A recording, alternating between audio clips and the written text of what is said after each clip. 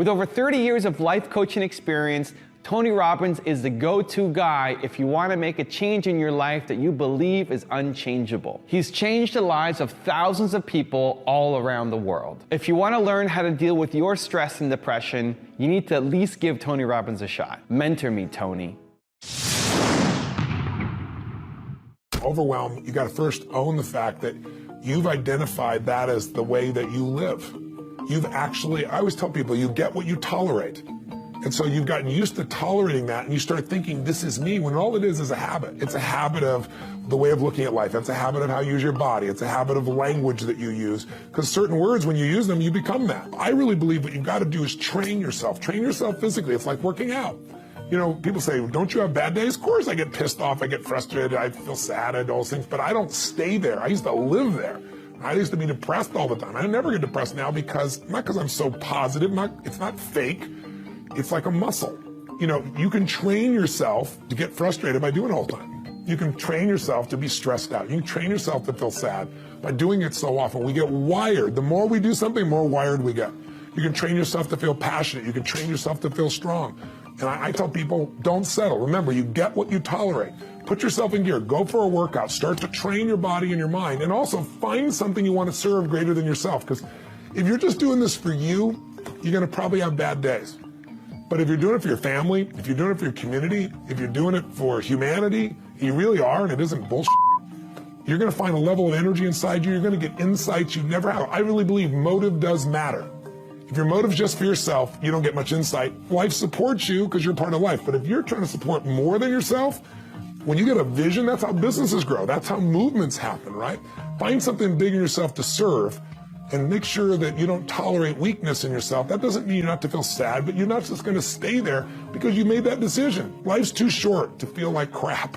I've decided I want to live in a beautiful state for the rest of my life. That doesn't mean I won't feel bad. It means I won't stay there because I'm in control and I can change it. So can you.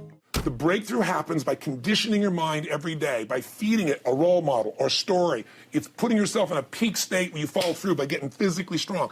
It's creating a little ritual of doing a little bit each day, and then you get momentum. But the most important thing of all is what we started out with. Why? Absolutely. Why is it a must for you? It doesn't have to be you're against the wall, but it has to be something you're hungry for, because the only difference in people is hunger. And if you're not hungry, get around people that are hungry and something will hit you. You watch a conversation, you get around people that are doing better, and all of a sudden you start going, my life sucks. I remember I went to a guy in LA. He's one of the most multi-billionaire guy, I'll never forget. And I lived in the Del Mar Castle, and I was really proud. That was like the symbol of me having taken myself from being poor to providing for my family this great place. It's built from castles in Europe overlooking the ocean, not far from you. And I went to this guy's house. He's a billionaire. He took me down to his wine cellar. I don't even drink wine. Went through this whole thing. At the end of the night, I was depressed. I lived in the Del Mar tenement, as far as I was concerned. I really was. I was like, I live in a crappy place, and all my standards changed. All of a sudden, I wasn't willing to settle for living that. All of a sudden, my back was to the wall in a different way, because as a man, I knew I was capable of more. So people can change their standard by getting around where it's better. People can change their standard by getting associated with what's true, like the bills they got to solve, the problems they got to do it. Or they can do it because they're excited because it's something new they want to take on. Everyone's different, but they got to find the why, and they got to come up with some daily rituals to get them going, and just do a step at a time. That's where you get momentum. A sort of 5-point plan that anyone can follow to get over stress and trauma in their lives. Talk me through it. Well, I think, first of all, I want to make one thing clear. The quality of your life is the quality of where you live emotionally. Like, we all have a home. Angry people find a way to get angry, even if their life doesn't have anything to be angry about. We can always find it. Sad people find a way to be sad. Caring people find a way to care for other people. So one thing you got to identify is, where are you living? What's your home? What's your habit? And then the way to change it is, when I was homeless, literally on my own, just getting started, I didn't have the internet, but I decided I had to go to a library and I had to feed my mind. And I always tell people the first stage is, weeds grow automatically. One of my teachers taught me, he said, every day stand guard at the door of your mind and feed it something good. Because if your worst enemy puts sugar in your coffee here, you're fine. If your best friend by accident trying to help you put some strychnine, you're dead. So if you feed your mind every day, 30 minutes a day of reading something, hearing something. Second, you got to strengthen your body. And the reason, Pierce, is fear is physical, right? So is stagnation, so is numbness, so is sadness, so is rage. And when you go in and change your body by an intense workout or a run or even an intense walk and the blood's flowing through you, science has shown it instantly changes your biochemistry. And now your mind and body are working together. Third thing, all these people did in common, if you watch, they found a mission bigger than themselves. Yeah. Something that they want to aspire to that was worth more than their pain. And then the fourth thing is you got to find a role model. You know, you heard it with Nick. Almost everybody finds a role model that makes it real. I was with Warren Buffett and with Sarah Blakely, the youngest billionaire. We did this roundtable about the future.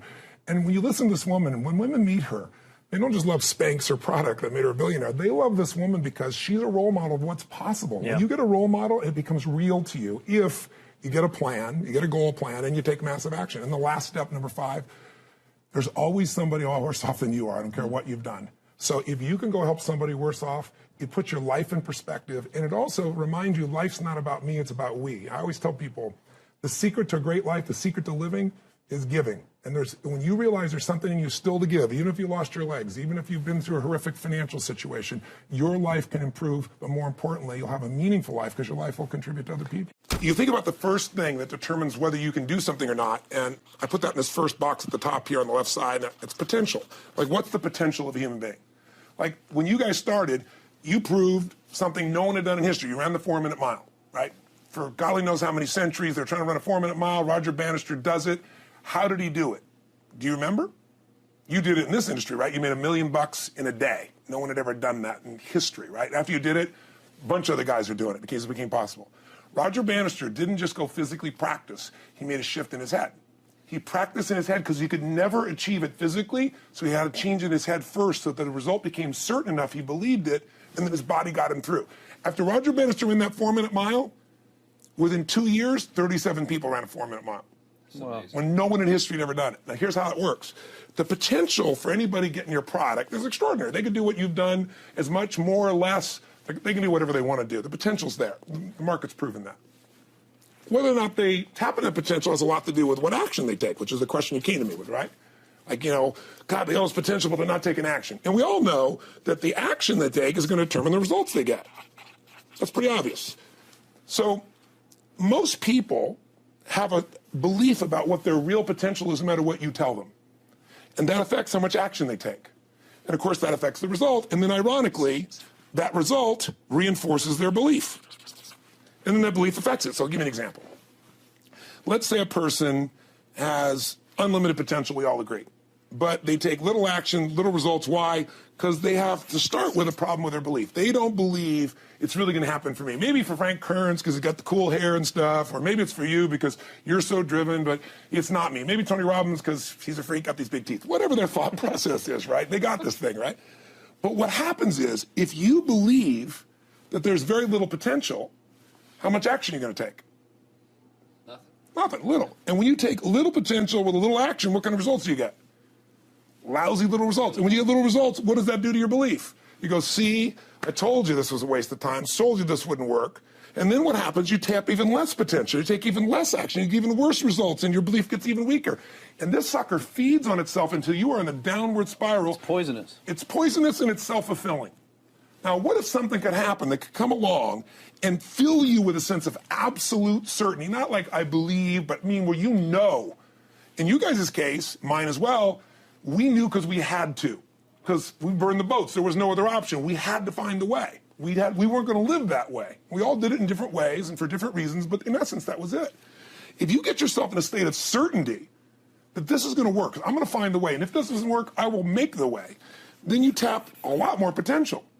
And when you're certain in your potential, you take massive action. And when you take massive action, you really believe in something, you get great results. When you get great results, your brain goes, see, I told you I was a stud. I told you this thing would work out. Now you're even stronger. You tap more potential, take greater action, greater results.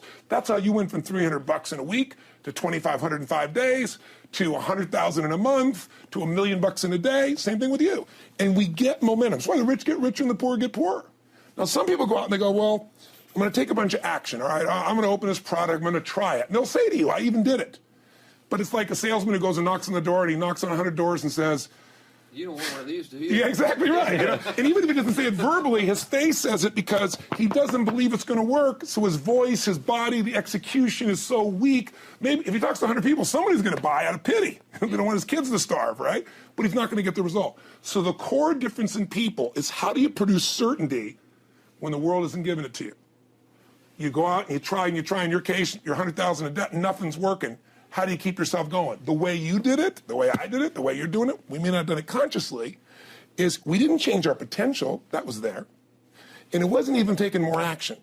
Taking more action with a belief it's not going to work, it's not going to change anything. We got results in our head that made us feel certain as if it had already happened. What do I do when I feel the fear paralysis that happens when my mind starts to run wild? It seems like there is a cascade of doom and gloom thoughts, and I can't seem to take any action. I just worry. You know, people who are not used to having that emotion are having it these days. Well, we've all had it at different times of our lives. We just forget. And I think what he has to do is, what's a time in your life that you had an enormous crisis, but what pulled you through? Again, we have people go through on that site and answer 5 questions. And what it basically does is help you figure out, where was this crisis before? You may have even forgotten about. What pulled you through? What belief? What strategy? What experience? Who helped you? What triggered you? And then what did you do that made that shift? But I would also say, remember one affirmation, if you would, in your mind and your body. Own the fact that money is not your life. This is just money.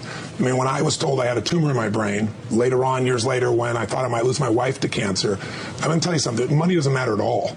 But when we get focused on what matters most, we're there. So I mentioned earlier, getting physical is really important because fear is a physical thing. So if you sit around and think about it, not just exercise, going for an intense run, lifting weights, something that pumps the blood and oxygen through you, because when you do that, your entire psychology changes. You see the world through a different place. So I'd say it's contrast of other people's great stories, model the best that's in you. When have you been through these things before? You've been resilient if you're honest with yourself, and get totally physical and make that a ritual for you. And then you'll start to look for role models of how to turn things around. Can I add one? Yes, please. Hug people. Oh, I love that. Well, come here. Come here. Hug people. And just, you know, and embrace human beings who are all around you, and make sure that you're a good friend so that they can be a good friend to you, and you'll feel better. I think the most important thing you do is get outside yourself. If you go out to try to help somebody else, we have a basket brigade, and we feed 3 million people a year at Thanksgiving from all over the world. It's because somebody fed my family.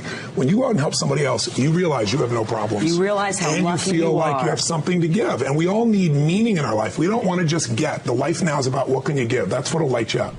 Thank you guys so much for watching.